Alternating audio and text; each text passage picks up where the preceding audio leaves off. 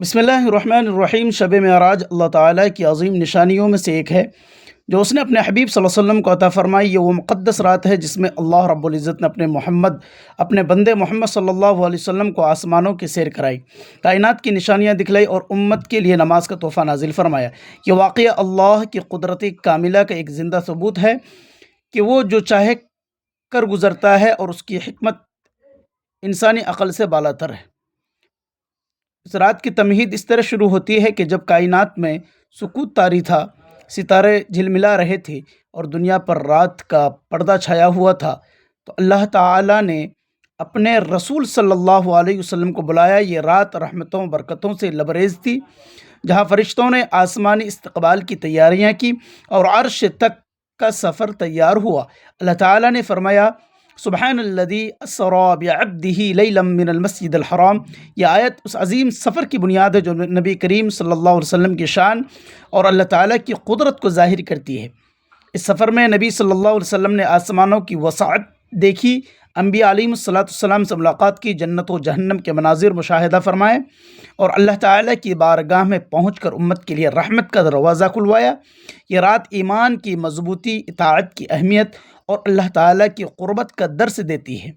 شب معراج اللہ تعالیٰ کے فضل و کرم کا ایک عظیم معجزہ ہے جو اس نے اپنے حبیب حضرت محمد صلی اللہ علیہ وسلم کو عطا فرمایا۔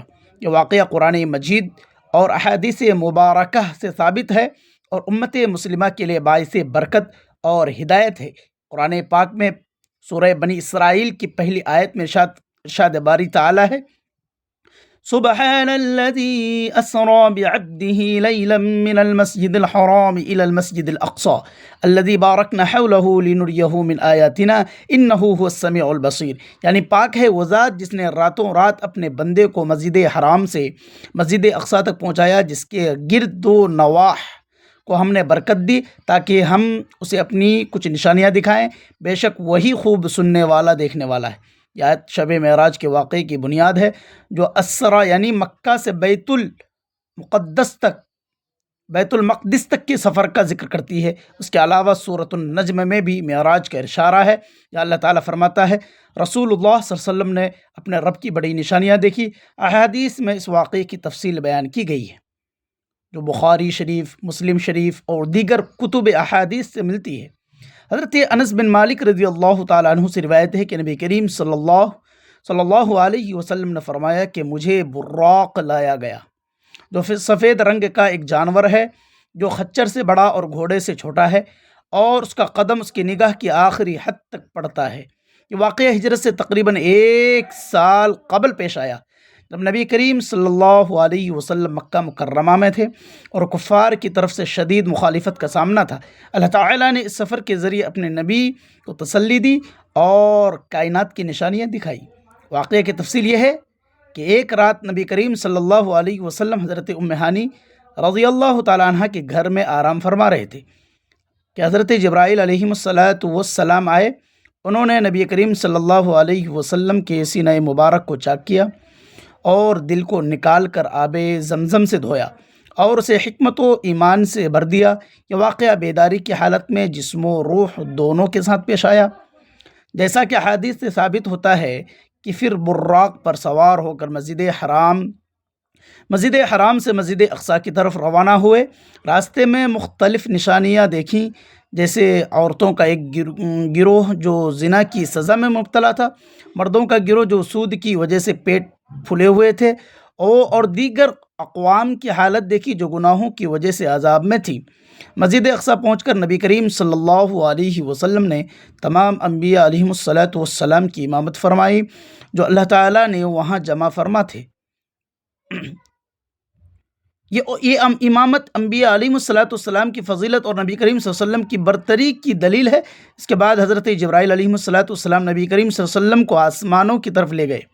پہلے آسمان پر حضرت آدم علیہ السلام سے ملاقات ہوئی جو اپنی اولاد کو دیکھ رہے تھے۔ دائیں طرف جنتی اور بائیں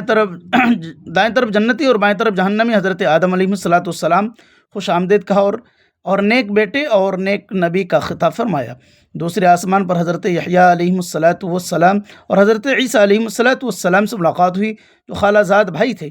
انہوں نے بھی سلام کا جواب دیا اور نیک بھائی اور نیک نبی کہا۔ تیسرے آسمان پر حضرت یوسف علیہ الصلاۃ والسلام سے، جو چاندی کی طرح خوبصورت تھے۔ چوتھے آسمان پر حضرت ادریس علیہ الصلاۃ والسلام سے ملاقات ہوئی۔ پانچویں آسمان پر حضرت ہارون علیہ الصلاۃ والسلام تھے، جو سفید داڑھی والے تھے۔ چھٹے آسمان پر حضرت موسیٰ علیہ الصلاۃ والسلام تھے، جو بنی اسرائیل کی طرح گندم گوں تھے۔ ساتویں آسمان پر حضرت ابراہیم علیہ الصلاۃ والسلام تھے، جو نبی کریم صلی اللہ علیہ وسلم سے مشابہ تھے اور بیت المعمور پر تکیہ لگائے ہوئے تھے، جہاں روزانہ 70,000 فرشتے داخل ہوتے ہیں، جو دوبارہ نہیں آتے۔ یعنی کہنے کا مطلب یہ ہے کہ جو فرشتے وہاں پر ایک بار عبادت کرتے ہیں، دوسری مرتبہ ان کا نمبر نہیں آتا ہے۔ اس کے بعد سدرۃ المنتہا پہنچے، جہاں حضرت جبرائیل علیہ الصلاۃ والسلام نے کہا کہ مجھے آگے جانے کی اجازت نہیں۔ نبی کریم صلی اللہ علیہ وسلم اکیلے آگے بڑھے اور اللہ تعالیٰ کی بارگاہ میں حاضر ہوئے۔ وہاں اللہ تعالیٰ نے بلا واسطہ کلام فرمایا اور امت کے لیے 50 نمازیں فرض کی۔ واپسی پر حضرت موسیٰ علیہ الصلاۃ والسلام نے مشورہ دیا کہ امت پر بوجھ کم کروائیں، تو نبی کریم صلی اللہ علیہ وسلم نے اللہ تعالیٰ سے التجا کی اور نمازیں 5 رہ گئیں، مگر ثواب 50 کا ہے۔ یہ اللہ تعالیٰ کی رحمت کی نشانی ہے۔ سفر معراج میں نبی کریم صلی اللہ علیہ وسلم نے جنت اور جہنم کا مشاہدہ کیا۔ جنت میں خوبصورت محلات، دریا اور پھل دیکھے، جہاں اچھے اعمال کرنے والوں کا ٹھکانہ ہے۔ جہنم میں گنہگاروں کی مختلف سزائیں دیکھی، جیسے زانیوں، سود خوروں اور غیبت کرنے والوں کی۔ یہ سب نشانی اللہ تعالیٰ نے دکھائیں تاکہ امت کو ہدایت ملے۔ واپسی پر بیت المقدس سے مکہ مکرمہ پہنچے اور صبح ہونے سے پہلے واپس تھے۔ جب نبی کریم صلی اللہ علیہ وسلم نے یہ واقعہ بیان کیا تو کفار نے مذاق اڑایا اور بیت المقدس کی تفصیل پوچھی، جو آپ نے بتائی۔ حضرت ابو بکر صدیق رضی اللہ تعالیٰ عنہ نے فوراً تصدیق کی اور صدیق کا لقب حضرت ابو بکر کو اسی وقت ملا تھا۔ یہ واقعہ ایمان کی مضبوطی اور اللہ تعالیٰ کی قدرت کی دلیل ہے۔ احادیث میں یہ سفر جسمانی تھا، نہ کہ روحانی، کیونکہ قرآن کریم میں عبد کا لفظ جسم و روح دونوں کے لیے ہے۔ اس کی تردید کرنے والا گمراہ ہے، اگر کوئی اس میں شک کرے تو وہ بھی گمراہی میں مبتلا ہے۔ شب معراج کی اہمیت یہ ہے کہ اس میں نماز کا تحفہ ملا، جو مومن کی معراج ہے۔ امت کو چاہیے کہ اس رات عبادت کرے، نماز پڑھے اور درود شریف کا اہتمام کرے۔ یہ رات رجب کی 27ویں ہے، اگرچہ تاریخ میں اختلاف ہے، مگر اکثر علماء اسی پر متفق ہیں۔ اللہ تعالی ہمیں اس واقعے سے سبق لینے کی توفیق دے اور نبی کریم صلی اللہ علیہ وسلم کی شفاعت نصیب فرمائے۔ شب معراج اللہ تبارک و تعالیٰ کی نشانیوں کا اظہار ہے، جو کائنات کی وسعت اور خالق کی عظمت کو ظاہر کرتی ہے۔ نبی کریم صلی اللہ علیہ وسلم نے فرمایا کہ نماز مومن کی معراج ہے، تو ہمیں نماز کی پابندی کرنی چاہیے۔ یہ واقعہ امت کے لیے تسلی ہے کہ اللہ اپنے بندوں کو تنگی میں نہیں چھوڑتا۔ احادیث میں تفصیل سے بیان ہے کہ نبی کریم صلی اللہ علیہ وسلم نے ارشاد فرمایا کہ اللہ تعالیٰ کو دیکھا مگر وہ نور ہے، جیسا کہ حدیث میں ہے۔ یہ سب قرآن و حدیث کی روشنی میں ہے اور کوئی بات خلاف نہیں۔ اللہ تعالیٰ کی طرف سے یہ معجزہ نبی کریم صلی اللہ علیہ وسلم کی نبوت کی تصدیق ہے۔ امت کو اس سے سبق ملتا ہے کہ اطاعت اور عبادت میں اللہ کی قربت ہے۔ محترم ناظرین کرام، معراج کی برکت سے امت کو 5 نمازیں ملی، جو دن کی بنیاد ہے۔ ہمیں اس رات کو غنیمت جاننا چاہیے اور گناہوں سے توبہ کرنی چاہیے۔ یہ واقعہ اللہ تعالیٰ کی قدرت کا اظہار ہے کہ جو چاہے کر سکتا ہے۔ نبی کریم صلی اللہ علیہ وسلم کی عظمت اس میں ظاہر ہے کہ انہیں تمام انبیاء علیہم الصلاۃ والسلام پر فضیلت دی گئی۔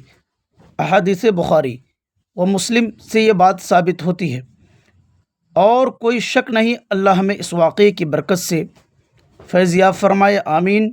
شب معراج اللہ کی رحمت اور نبی کریم صلی اللہ علیہ وسلم کی عظمت کی زندہ مثال ہے۔ اللہ تعالیٰ نے اس رات اپنے حبیب صلی اللہ علیہ وسلم کو وہ مقام عطا فرمایا جو کسی نبی کو نہیں۔